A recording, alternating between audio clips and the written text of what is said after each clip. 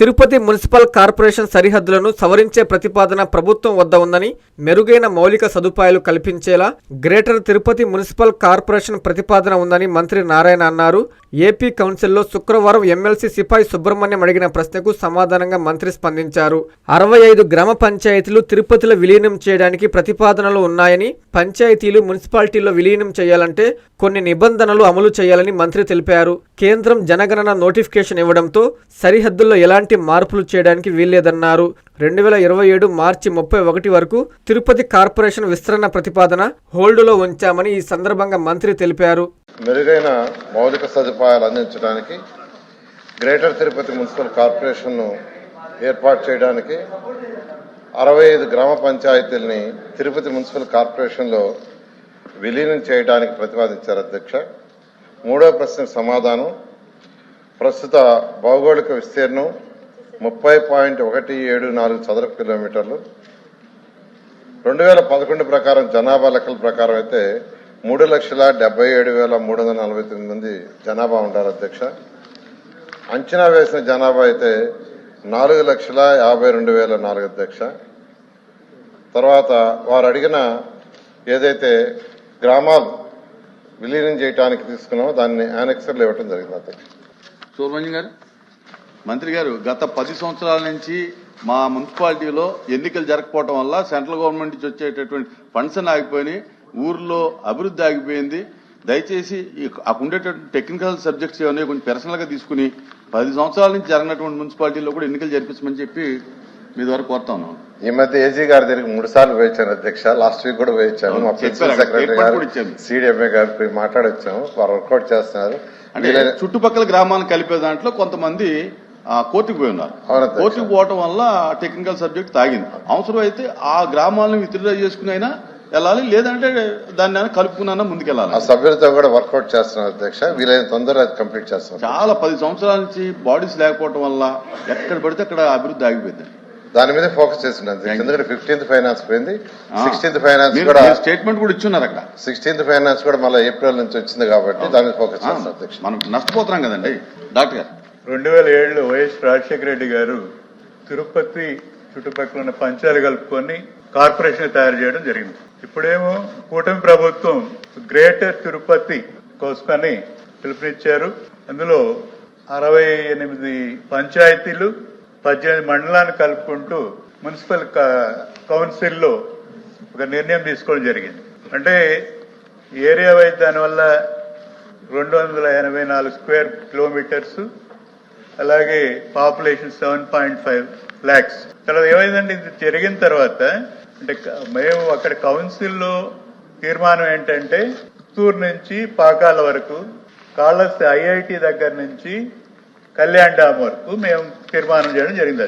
తర్వాత ఏమైందంటే ఇప్పుడు మళ్ళా గవర్నమెంట్కి వెళ్ళిన తర్వాత 18 మండలాల నుంచి 12 మండలాలు కుదించడం జరిగింది. అది అసలు ఎందుకు కుదించాల్సి వచ్చింది? ఎందుకంటే గ్రేటర్ తిరుపతి అంటే అట్లీస్ట్ 10 lakhs పాపులేషన్ ఉండాలి, 7.5 ఉంది.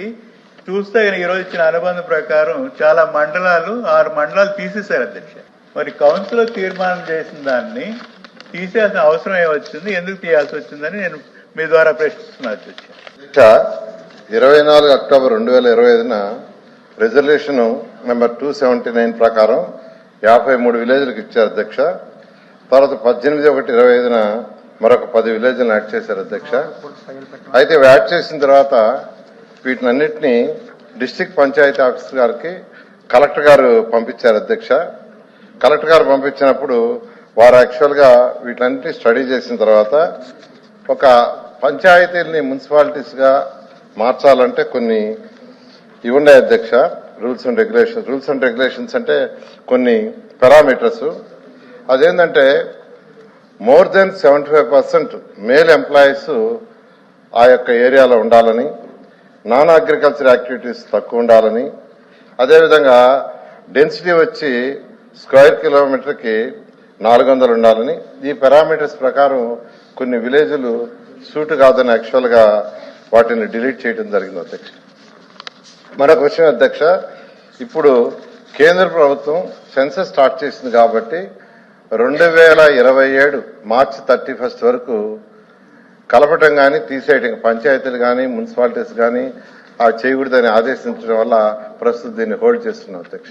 250 వాటర్ రిసోర్స్ మినిస్టర్. అర్బనైజేషన్ అంటే ఎలా కుదురుతుంది దిశ? మనకు గ్రేటర్ తిరుపతి అనుకున్నాం, అప్పటికి 7.5 లక్షలే వస్తుంది మన జనాభా.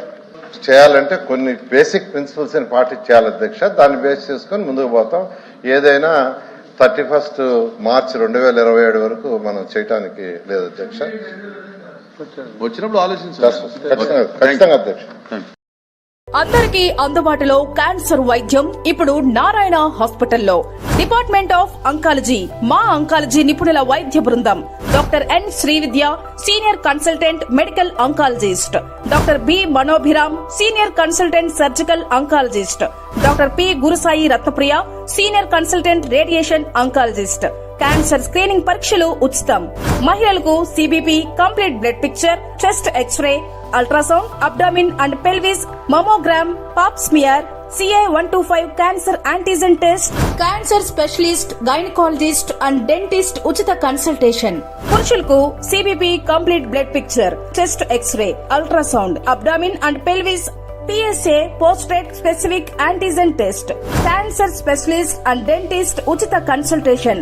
ఈ ఉచిత స్క్రీనింగ్ ప్యాకేజీలు మే 3వ తేదీ వరకు మాత్రమే. సంప్రదించండి super speciality block, first floor, B3. Appointment కొరకు 9640100555. 24 గంటలు ఎమర్జెన్సీ సేవల కొరకు 9037104108. I'm the Lord. Please subscribe to N3 TV.